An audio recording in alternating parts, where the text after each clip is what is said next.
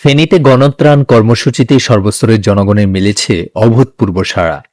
জানা যায়, পূর্ব ঘোষণা অনুযায়ী শহরের গ্র্যান্ড হক টাওয়ারের নিচে গণত্রাণ কর্মসূচির বুথ স্থাপন করা হয়, যেখানে আজ সকাল 10টা হতে ত্রাণ গ্রহণ কার্যক্রম শুরু হয়।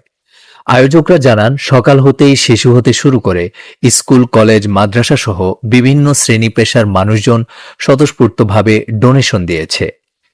অনেকে তাদের দীর্ঘদিনের ব্যাংকে জমানো টাকা দিয়েছে, কেউ কেউ পুরো ব্যাংকই জমা দিয়েছে। অনেক বাচ্চাদের দেখা গিয়েছে বাবা মায়ের হাত ধরে চলে এসেছে অংশগ্রহণ করতে।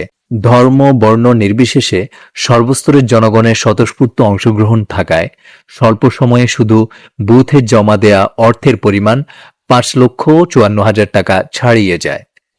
আয়োজকরা জানান, জনগণের প্রদানকৃত অর্থের স্বচ্ছতা বজায় রাখতে প্রাপ্ত অর্থের হিসেব সঙ্গে সঙ্গে অনলাইনে প্রদান করা হয়।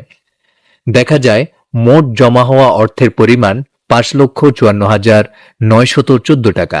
আয়োজকরা জানান, এটি শুধু বুথে প্রদানকৃত অর্থের হিসেব। অনলাইনে পাঠানো অর্থের হিসেব এখনো করা হয়নি।